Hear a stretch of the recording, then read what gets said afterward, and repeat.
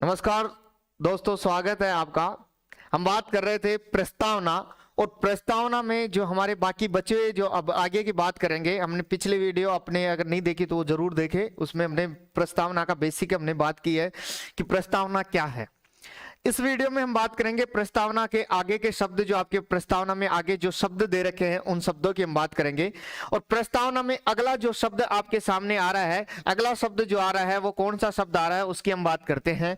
तो आपका अगला शब्द है, देखो हमने कहां तक बात कर लिए थे। हमने बात की थी कि हम भारत के लोग भारत को संपूर्ण प्रभुत्व संपन्न समाजवादी पंथ निरपेक्ष, यहां तक की हम बात कर रहे थे कि ऐसा भारत बनाएंगे। तो अब उसके बाद में अगला शब्द दे रखा है पंथ निरपेक्ष लोकतांत्रिक, यानी अगला शब्द कौन सा दे रखा है, लोकतांत्रिक।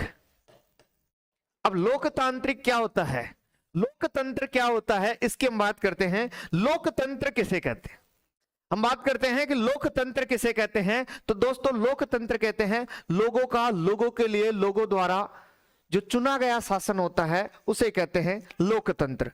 यानी लोकतंत्र की भाषा अब्राहम लिंकन ने एक शानदार दी है, जनता का,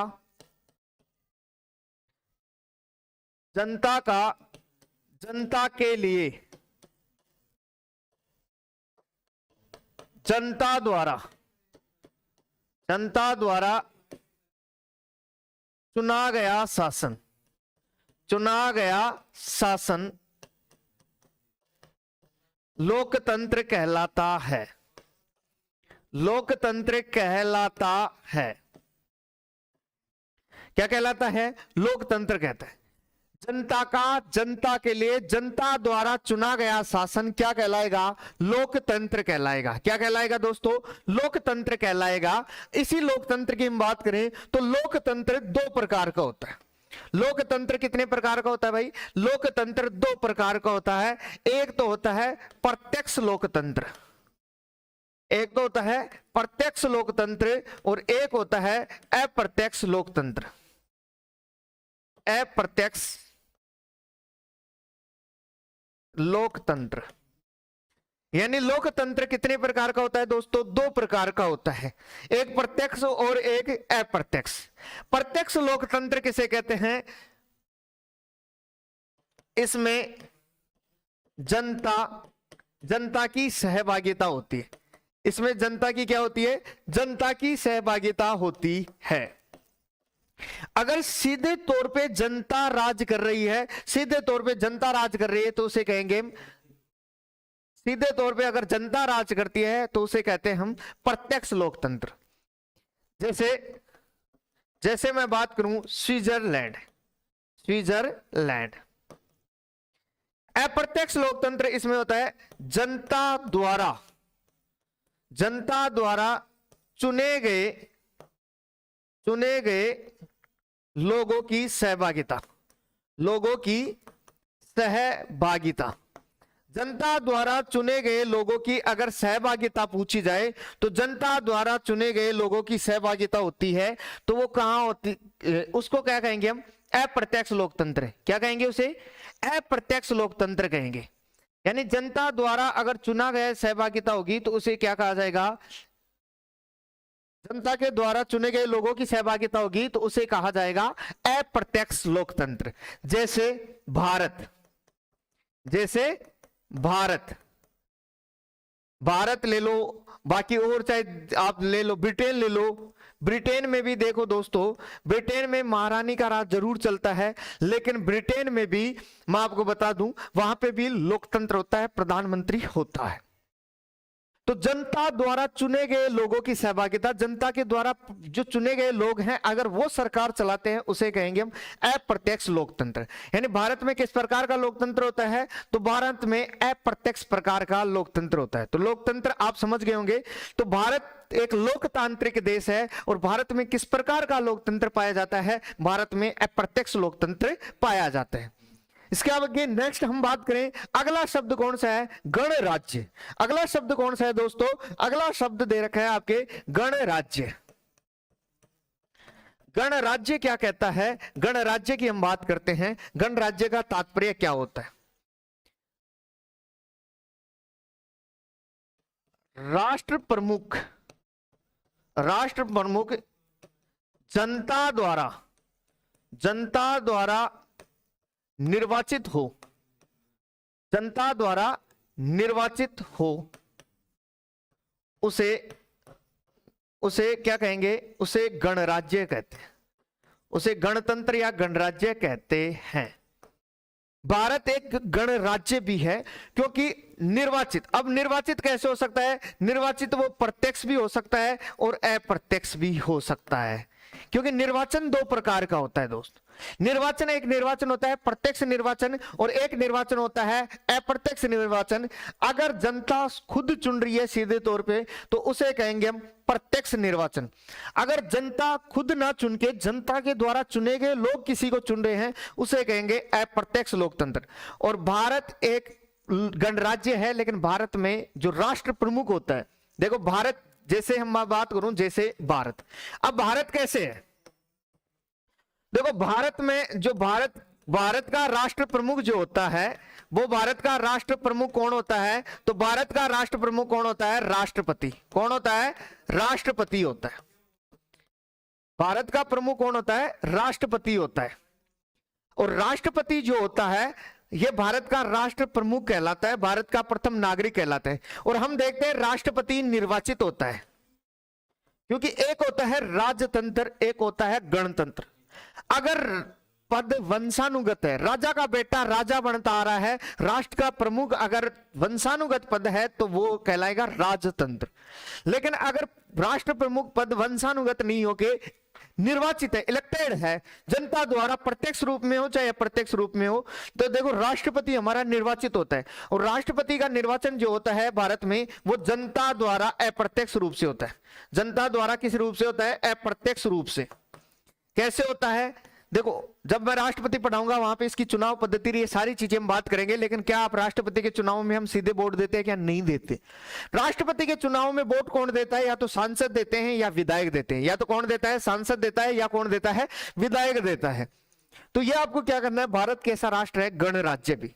अगर भारत ऐसा है, भारत कैसा है? भारत अगर ऐसा है, हम भारत के लोग भारत को संपूर्ण प्रभुत्व संपन्न समाजवादी पंथ निरपेक्ष लोकतांत्रिक गणराज्य बनाने के लिए इसके समस्त नागरिकों को क्या दे रहे हैं? इसके समस्त नागरिकों को क्या दिया जा रहा है? इसके समस्त नागरिकों को न्याय दी जा रही है। क्या दी जा रही है? न्याय। और न्याय कितने प्रकार की दी है दोस्तों? न्याय 3 प्रकार की दी है। एक सामाजिक, एक आर्थिक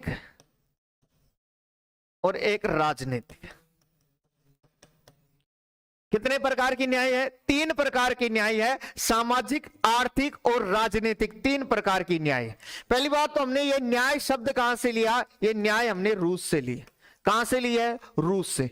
ये विदेशी स्रोत में आपके पूछा भी जा सकता है कि ये शब्द कहां से लिया गया है, तो रूस से लिया गया है। कहां से लिया गया है दोस्तों? रूस से लिया गया है। सामाजिक, आर्थिक एवं राजनीतिक न्याय की हम बात करें तो न्याय देखो कितने प्रकार के। देखो आपको एक ट्रिक बताता हूं याद करने की, एक ट्रिक बताता हूं याद करने की। देखो न्याय से में क्या मिलता है? गरीब आदमी को न्याय मिलती है, तो न्याय से उसे क्या मिलता है? देखो गरीब आदमी को न्याय से मिलता है सहारा। क्या मिलता है? सहारा मिलता है। सहारा।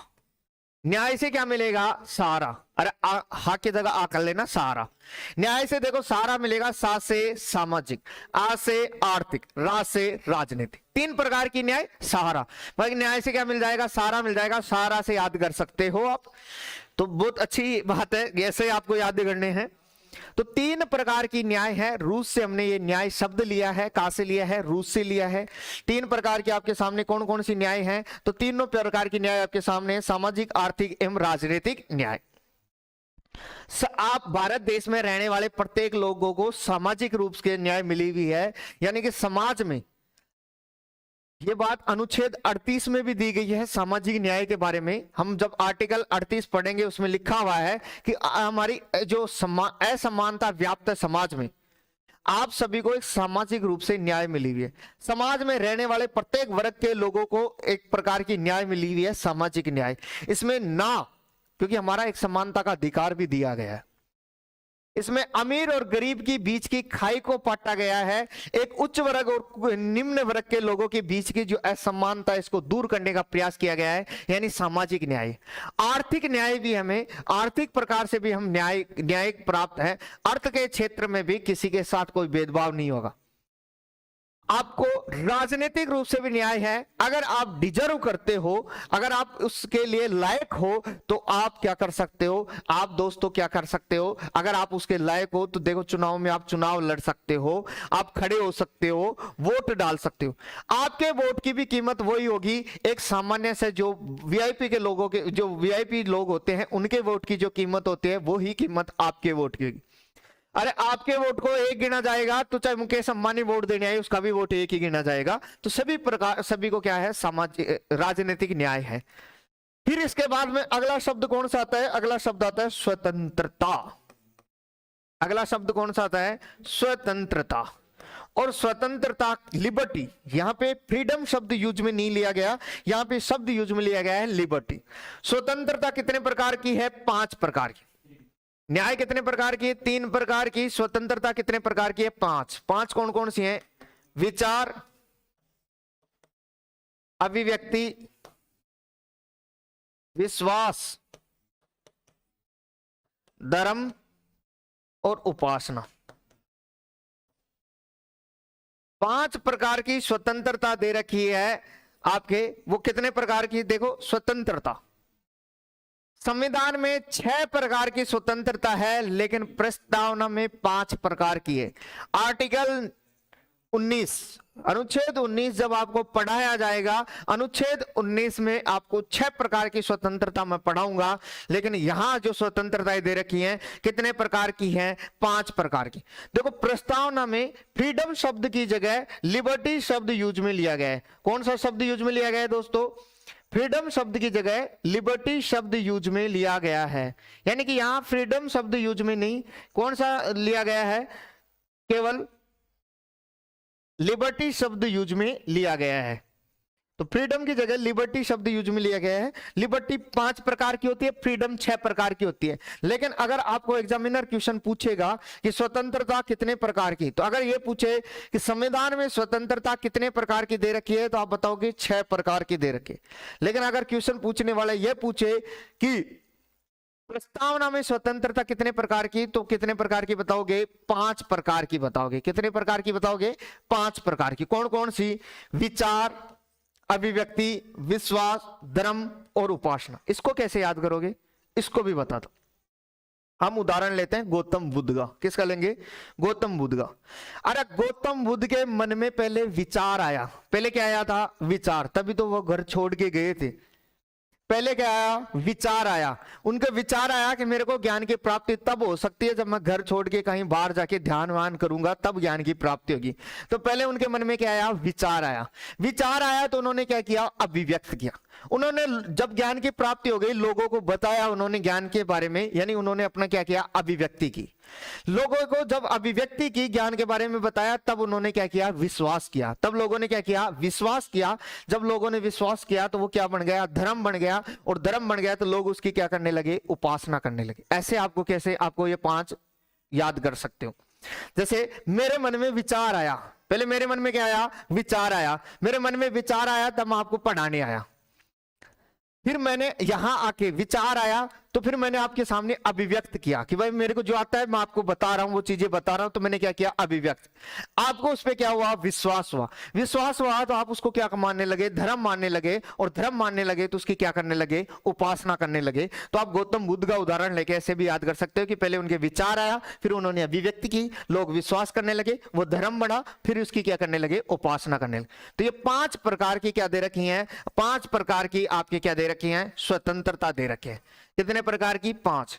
न्याय कितने प्रकार की है, 3। स्वतंत्रता कितने प्रकार की है, 5। फिर इसके आगे शब्द कौन सा आएगा, नेक्स्ट शब्द आता है समानता। अगला शब्द कौन सा आया था, समानता। पिछले वीडियो मैंने जो आपको एक स्ट्रक्चर बना के दिया था उसको ध्यान में रखना है, वहीं से प्रस्तावना आपको याद हो सकती है। अगला शब्द है समानता। हमारे संविधान में समानता 2 प्रकार की दी है। कितने प्रकार की, 2 प्रकार की। प्रस्तावना में दो प्रकार की समानता दे रखी है। कौन कौन सी? एक दे रखी है प्रतिष्ठा की समानता, प्रतिष्ठा की समानता, और दूसरी क्या दे रखी है? दूसरी दे रखी है अवसर की समानता, अवसर की समानता। इस भारत देश के प्रत्येक नागरिकों को प्रतिष्ठा की समानता भी है और अवसर की समानता भी है। Equality of status and equality of opportunity. आपको प्रतिष्ठा की समानता है, यानी इक्वलिटी ऑफ स्टेटस का मतलब होता है प्रतिष्ठा की समानता। स्टेटस वो नहीं जो तुम व्हाट्सएप पे लगाते हो, व्हाट्सएप फेसबुक इन पे जो तुम स्टेटस लगाते हो वो स्टेटस नहीं। स्टेटस का मतलब होता है तुम्हारी क्या प्रतिष्ठा है, तुम क्या बताना चाहते हो, क्या फील कर रहे हो, वो होता है स्टेटस। ऐसा नहीं है कि आराम से गम भरे गाने लगा रहे हो वो लगा रहे हो। तो यहां आपको प्रतिष्ठा की समानता है कि इस भारत देश में रहने वाले लोगों को प्रतिष्ठा की समानता है, किसी के साथ, किसी की प्रतिष्ठा के साथ कोई खिलवाड़ नहीं होगा। यानी कि आज भी हमारे संविधान में जीवन जीने में प्रतिष्ठा के साथ साथ मरने पर भी प्रतिष्ठा दी गई है कि मरने के बाद भी हम किसी व्यक्ति की प्रतिष्ठा से खिलवाड़ नहीं कर सकते। यही तो कारण है कि मरने वाले को हम स्वर्गीय कहते हैं। क्या किसी को हमने नरकीय बोला है? नहीं बोला ना। हम चाहे आदमी कैसा भी हो, लेकिन मरने के बाद हमेशा उसकी क्या की गई है? बढ़ाई की गई है, उसको स्वर्गीय ही बोला गया है। यानी कि प्रतिष्ठा की समानता दी गई है, उसकी प्रतिष्ठा बरकरार रखी गई। दूसरा है अवसर की समानता। इस भारत देश में रहने वाले प्रत्येक लोगों को समान अवसर दिया जाएगा। इसके लिए आपका अनुच्छेद 16 भी बनाया गया है। आपका जब अधिकार पढ़ाऊंगा समानता का अधिकार, उसमें बात करेंगे हम। 14 से लेकर 18 तक समानता के अधिकार दिए गए हैं। और आज भी देखना, लोक नियोजन यानी सरकारी नौकरी के क्षेत्र में आरक्षण एक अपवाद है, उसको छोड़कर सभी को समानता दी गई है। क्या दी गई है? सभी को समानता दी गई है। आरक्षण क्या है वहां बात करेंगे जब 15 और 16 पढ़ेंगे, अनुच्छेद 15 और 16 में। अभी केवल हमें किसको कब कब आरक्षण मिला वो भी बताऊंगा। अभी केवल हमें क्या पढ़ना है? प्रस्तावना। तो प्रस्तावना में समानता कितने प्रकार की है? दो प्रकार की, प्रतिष्ठा और अवसर की समानता। फिर इसके बाद में अगला शब्द कौन सा आता है? अगला शब्द आता है बंधुता। अगला शब्द कौन सा आता है? बंधुता। बंधुता मतलब भाईचारे की भावना, भातृत्व की भावना। और यह बात हमारे मौलिक कर्तव्यों में जोड़ी भी गई है। 5वें नंबर का तुम्हारा मौलिक कर्तव्य जो आएगा, 11 आपके मौलिक कर्तव्य दे रखे हैं। 5वें नंबर का मौलिक कर्तव्य यह कहता है कि देश के सभी नागरिकों में समरसता एवं भातृत्व की भावना होनी चाहिए, भाईचारे की भावना होनी चाहिए। और हम ऐसी किसी भी प्रथा का पालन नहीं करेंगे जो महिलाओं के सम्मान में कमी करती हो। यह आपके 5वें नंबर का कर्तव्य दिया भी गया है। उसी में आपके बंधुता शब्द दे रखी है। और बंधुता में क्या दे रखा है? बंधुता कितने प्रकार की? दो प्रकार की। एक तो व्यक्ति की गरिमा, एक तो व्यक्ति की गरिमा का ख्याल रखोगे, ऐसी भावना होनी चाहिए तुम्हारी भाईचारे की भावना कि हम हर व्यक्ति की गरिमा का ख्याल रखें। आप गरिमा को ध्यान में रखते हुए किसी के साथ आप बोल सकते हो, बातें करो आराम से, लेकिन उसकी गरिमा का ख्याल रखते हुए आप अपने पद की गरिमा के अनुरूप, आप अपनी इज्जत के अनुरूप बात करो। तो व्यक्ति की गरिमा और कौन सी बंधुता? राष्ट्र की एकता व अखंडता। राष्ट्र की एकता व अखंडता। हालांकि यह अखंडता शब्द भी बाद में जोड़ा गया था। अब 3 शब्द जो बाद में जोड़े गए थे उसकी हम बात करेंगे। एकता यानी हमें राष्ट्र की एकता को बनाए रखना है। इस भारत की एकता के साथ हमें किसी भी प्रकार की कोई छेड़छाड़ नहीं करनी है। और ये बात हमारा जो मौलिक कर्तव्य 3 नंबर का वो भी यही कहता है कि राष्ट्र की एकता और अखंडता को आप बनाए रखोगे, अक्षुण्ण बनाए रखोगे। यानी कि राष्ट्र की एकता में कोई खिलवाड़ नहीं होना चाहिए। आपकी इन स्वतंत्रताओं की वजह से, आपके अधिकारों की वजह से आप राष्ट्र की एकता के साथ कोई खिलवाड़ नहीं करोगे। जब अनुच्छेद 19 हम पढ़ेंगे उस पर रोक है। शायद तुम्हारी स्वतंत्रताएं दे रखी हैं लेकिन रोक भी लगा रखी है तुम्हारी स्वतंत्रताओं पर। ऐसे नहीं मन मर्जी में तुम चाहे जैसे करो, उन पर रोक लगाई गई है। तो रोक भी है तो आप राष्ट्र की एकता को ध्यान में रखोगे। राष्ट्र की अखंडता, एकता और अखंडता दोनों वैसे तो सेम सी बातें होती हैं। जब समान समान एक जगह हो जाए उसे एकता कहेंगे, जब असमान समान भी एक जगह हो उसे अखंडता कहेंगे। यानी कि हालांकि अखंडता से तात्पर्य क्या है? अखंडता से तात्पर्य है कि भारत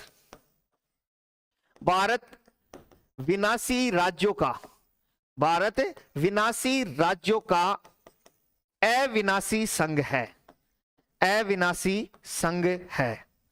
यानी कि भारत एक संघ है, लेकिन कैसा संघ है? विनाशी राज्यों का अविनाशी संघ है।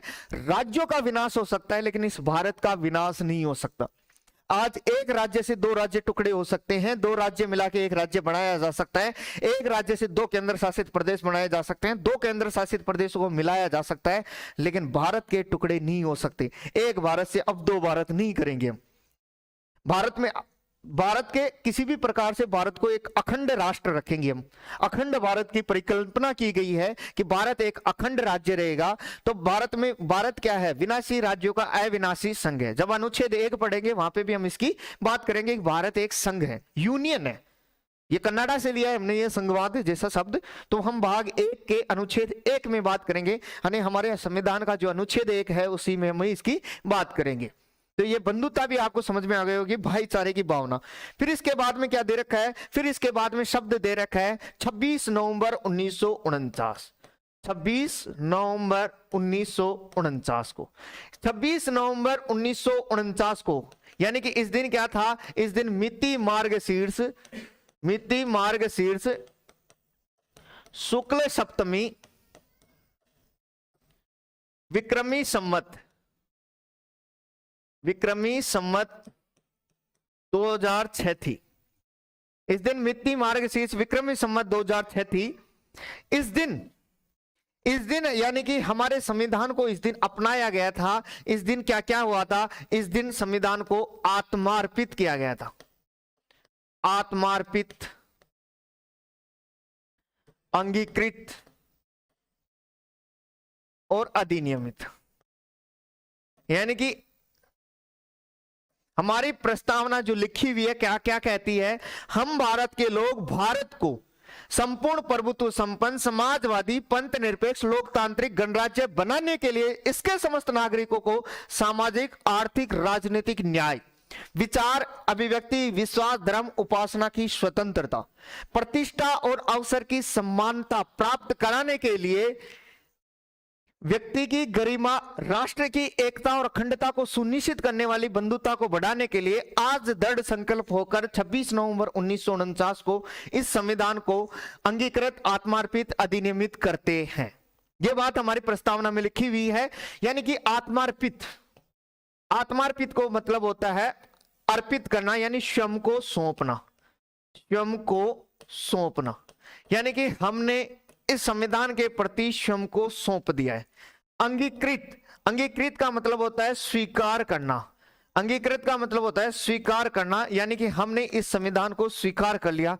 अधिनियमित का मतलब होता है लागू करना, यानी कि इस संविधान को हमने क्या कर दिया? लागू कर दिया। यानी कि भारत के लोगों ने स्वयं को संविधान के प्रति सौंप दिया है, इस संविधान को स्वीकार कर लिया है, इस संविधान को हमने लागू कर दिया है। ये बात कहां दे रखी है? प्रस्तावना में दे रखी है। तो ये प्रस्तावना आपकी, जो प्रस्तावना की जो डिटेल थी आपकी कंप्लीट हुई। अब बात करते हैं प्रस्तावना से संबंधित विवाद। किससे संबंधित विवाद? प्रस्तावना से संबंधित विवाद। प्रस्तावना से संबंधित वाद। दो वाद बड़े महत्वपूर्ण हैं जो प्रस्तावना से संबंधित है। प्रस्तावना से संबंधित दो वाद हमारे बहुत महत्वपूर्ण हैं। इन दो वादों की हम बात करेंगे कि प्रस्तावना से संबंधित क्या क्या वाद दे रखे हैं, इसकी हम बात करते हैं कि प्रस्तावना में क्या क्या दिया गया है। तो प्रस्तावना में दिए गए वादों की हम बात करें तो सबसे पहले बात करते हैं बेरूवारी वाद। सबसे पहला कौन सा वाद? बेरूवारी वाद। क्या कहता है बेरूवारी वाद? बेरूवारी वाद, देखो पहले तो मैं आपको बताता हूं ये विवाद क्या हुआ था बेरूवारी वाला। हमारे भारत का कुछ क्षेत्र, कुछ ऐसे हिस्सा ऐसा था जो हमें वर्तमान बांग्लादेश को देना था, यानी उस समय के पूर्वी पाकिस्तान को देना था। तो हम उसी की बात करेंगे। यानी कि बांग्लादेश जिसका जन्म हुआ था कब? 16 दिसंबर 1971 को जिसका जन्म हुआ था, उस बांग्लादेश की हम बात कर रहे हैं। तो वर्तमान बांग्लादेश या पूर्वी पाकिस्तान को भारत ने अपना कुछ हिस्सा दिया था। तो कुछ हिस्सा जैसे पाकिस्तान को दिया तो लोगों ने केस कर दिया सरकार के ऊपर कि भारत एक भारत की एकता को बनाए रखना है, हम हमारा हिस्सा किसी अन्य देश को नहीं दे सकते। तो संविधान में एक संशोधन करना पड़ा कि अगर हम भारत का कोई हिस्सा किसी देश को देंगे तो संविधान में संशोधन करके देंगे, लेकिन अगर किसी से कोई हिस्सा लेंगे तो संविधान में संशोधन करने की आवश्यकता नहीं है, साधारण बहुमत से भी काम हो जाएगा। जैसे सिक्किम को भारत का मिलाया गया, भारत में मिलाया गया सिक्किम को 1975 में, कोई संविधान में संशोधन नहीं करना पड़ा हमें। हालांकि उसे शहर राज्य का दर्जा जब दिया गया तब जरूर करना पड़ा हमें कि 35वें संविधान संशोधन में 1975 के तहत हमने उसको शहर राज्य का दर्जा दिया था, जो आगे मैं आपको बताऊंगा। जैसे हमने जो लक्षद्वीप है हमने ऐसे ही हासिल कर लिया था। लक्षद्वीप को हमें लाने के लिए कोई ज्यादा दिक्कत का सामना नहीं करना पड़ा, केवल हमारी जो नेवी जो थी हमारी वो मात्र आधे घंटे पहले पहुंची थी। आधे घंटे पहले जाके लक्षद्वीप के ऊपर भारत देश का झंडा तिरंगा लहरा दिया गया। वहां पे ले जाके पाकिस्तान की फौज जब तक पहुंचती उससे पहले हमारा तिरंगा झंडा लहराया गया था वहां पे। तो पाकिस्तान ये देखकर वापस लौट गई, भाई इस पे तो अधिकार किसने कर लिया, भारत ने कर लिया। ऐसा कोई दिक्कत नहीं हुई, लक्षद्वीप को हमने ऐसे ही लिया था। अंडमान निकोबार द्वीप हमें देना नहीं चाहते थे अंग्रेज। अंग्रेज बोल रहे हैं ये तो हम रखेंगे क्योंकि ये हम इसको पर्यटन क्षेत्र बनाएंगे। भारतीयों ने कहा ये तो हम छोड़ ही नहीं सकते। बोले ये तो हमारे राष्ट्रीय नेताओं को जहां तो काले पानी की सजा मिली हुई है। रहमत मूवी देखी है ना, वहां पे जो जेल का दृश्य दिखाया गया था, तो ये भी नहीं छोड़ेंगे। ऐसे दादर नागर हवेली ये दमन द्वीप हमने ऐसे ही तो लिए थे, पुर्तगाली को भगा दिया वैसे ही, वहां पे विद्रोह करवा दिया। पुर्तगाली अपनी सेना भेजना चाहते थे वहां पे, बीच में अपना रास्ता पड़ता था भारत का, भारत ने मना कर दिया, बोले हम नहीं जाने देंगे हमारे रास्ते से। बोले तू तेरी सेना ले जा कोई दिक्कत नहीं है, लेकिन ना जमीन का रास्ता हमारा होगा, ना तो हमारा जमीन का रास्ता होगा, ना कोई पानी का हमारा रास्ता होगा, ना कोई वायु का हमारा रास्ता होगा। ले जाना है जैसे ले जा। अब ले जाए किधर से, ऊपर चारों तरफ से तो भारत घेर रखा था। तो ऐसे भारत ने अपने शामिल कर लिया था, तो उसमें कोई संविधान संशोधन नहीं करने पड़े। लेकिन जब हमें क्षेत्र देना पड़ा तो हमें बेरुबारी क्षेत्र देना पड़ा, तो नवा संविधान संशोधन किया गया। उसी समय विवाद हुआ और बेरुबारी विवाद में सुप्रीम कोर्ट ने क्या कहा, सुप्रीम कोर्ट का स्टेटमेंट देखिए। सुप्रीम कोर्ट ने कहा कि प्रस्तावना संविधान का भाग नहीं है, कि प्रस्तावना तो संविधान का भाग नहीं है। संविधान तो भाग 1 से स्टार्ट होता है, अनुसूची अनुच्छेद भाग ये है संविधान के भाग। तो जो 22 भाग 395 अनुच्छेद जो हमारी जो अनुसूचियां दे रखी थी मूल संविधान में 8 थी, बाद में अब 12 हैं अब वर्तमान में, तो ये है संविधान का भाग है। प्रस्तावना संविधान का क्या नहीं है, भाग नहीं है। ठीक है, प्रस्तावना को संविधान का भाग नहीं माना गया तो एक दूसरा विवाद और हो गया, और दूसरे विवाद का नाम है केशवानंद। ये वाला विवाद बढ़िया, केशवानंद ये बड़ा फेमस हुआ था। केशवानंद भारती वर्सेस केरल राज्य 1973। ये बेरुवारी वाला मामला 1960 का है। कब का है, 1960 का, नवे संविधान संशोधन 1960 के तहत। देखो ये क्या कहता है केशवानंद वाले मामले में मैं आपको बताऊं कि केशवानंद भारती वाला जो मामला है दोस्तों, ये केशवानंद भारती वाला जो मामला है, केशवानंद भारती वाला जो मामला है, इसकी हम बात करते हैं। देखो केशवानंद जी केरल में एक मंदिर था, वहां के मठाधीश थे, और केरल के मंदिर के मठाधीश थे, तो इनके मंदिर की जमीन पर केरल सरकार ने अधिकार कर लिया था, तो इन्होंने केस कर दिया। मामला कोर्ट में गया, मामला सुप्रीम कोर्ट में गया। सुप्रीम कोर्ट ने इस पर बहुत विवाद भी हुआ, काफी दिनों तक लंबी चर्चा भी चली। केशवानंद जी को वैसे कहते हैं भारतीय संविधान का रक्षक भी कहा जाता है, इन्हें कहते हैं भारतीय संविधान का रक्षक, संविधान का रक्षक। तत्कालीन जो हमारी सरकार थी, उस तत्कालीन सरकार के साथ इस मामले को लेकर सुप्रीम कोर्ट के सरकार के बीच में टकराव भी हुआ था, तो बहुत कुछ विवाद घटित हुआ था इस टाइम में। इंदिरा गांधी की सरकार थी और इंदिरा गांधी की सरकार के विरुद्ध इसका मामला गया था, इसकी वजह से तत्कालीन सरकार के मध्य टकराव भी हुआ था। और टकराव जब हो गया था तत्कालीन सरकार के मध्य इसी टाइम में, तो इसके बाद में इतनी जो दिक्कत हो गई थी जिसकी हम बात करें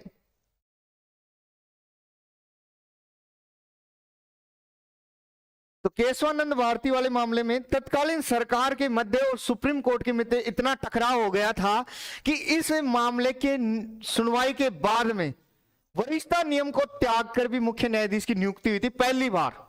तो बहुत तगड़ा मामला था ये वाला जो मामला है केशवानंद वाले मामले, इसमें 13 न्यायाधीशों की संवैधानिक पीठ ने सुनवाई की थी।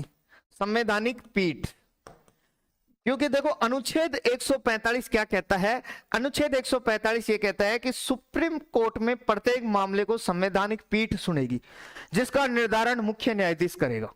यानी कि वहां पे कम से कम 5 न्यायाधीशों की संवैधानिक पीठ होना जरूरी है, लेकिन इस मामले में तो कितने न्यायाधीश थे? 13। अब तक की सबसे बड़ी न्यायाधीशों की अगर पीठ किसी मामले में बैठी थी वो थी केशवानंद भारती वाले मामले। और इस 13 न्यायाधीशों की संवैधानिक पीठ में मुख्य न्यायाधीश जो थे, यहां पे मुख्य न्यायाधीश कौन थे? तो इस समय मुख्य न्यायाधीश थे एस.एम. सीकरी, सर्वमित्र सीकरी साहब जो थे, सर्वमित्र सीकरी जी इस समय मुख्य न्यायाधीश थे। उनकी अध्यक्षता में 13 न्यायाधीशों की संवैधानिक पीठ ने इस मामले की सुनवाई की और इस मामले का जो निर्णय आया था, बड़ी इंपॉर्टेंट डेट है, इसका निर्णय आया था 24 अप्रैल 1973 को। कितनी तारीख को आया था? 24 अप्रैल 1973 को इस मामले का निर्णय आया था और 25 अप्रैल 1973 को वरिष्ठता नियम को त्याग कर नया मुख्य न्यायाधीश बना दिया गया था। एस.एम. सीकरी के लास्ट दिन उन्होंने इसका जजमेंट दिया था इस केशवानंद भारती वाले मामले का, और अजित नाथ रे को इसके बाद में मुख्य न्यायाधीश बनाया गया था, जो कि 3 न्यायाधीशों की वरिष्ठता नियम को त्याग कर चौथे वाले को बनाया गया था, जो कि बहुत गलत था उस टाइम में। इस मामले में ऐसा क्या हुआ देखो, सर्वमित्र इसमें केशवानंद वाले मामले में ही देखते हैं। केशवानंद भारती वर्सेज केरल राज्य, अभी 2020 में इनका निधन हुआ है केशवानंद भारती जी का ही। इस मामले में काफी लंबी सुनवाई के बाद में इस मामले का डिसीजन आया। कब आया? 24 अप्रैल को आया। 24 अप्रैल 1973 को इस मामले का डिसीजन आया और डिसीजन में क्या आया? डिसीजन में एक सिद्धांत दिया, आधारभूत ढांचे का सिद्धांत। कौन सा सिद्धांत? आधारभूत ढांचे का सिद्धांत। आधारभूत ढांचे का सिद्धांत कह सकते हो या उसे कह सकते हैं मूल ढांचे का सिद्धांत। क्या कह सकते हैं? मूल ढांचे का सिद्धांत। आधारभूत ढांचे का सिद्धांत या मूल ढांचे का सिद्धांत कहा जा सकता है। 24 अप्रैल 1973 को इस मामले का डिसीजन आया और आधारभूत ढांचे का सिद्धांत देते हुए सुप्रीम कोर्ट ने कहा, सुप्रीम कोर्ट ने क्या कहा? देखिए, सुप्रीम कोर्ट ने कहा कि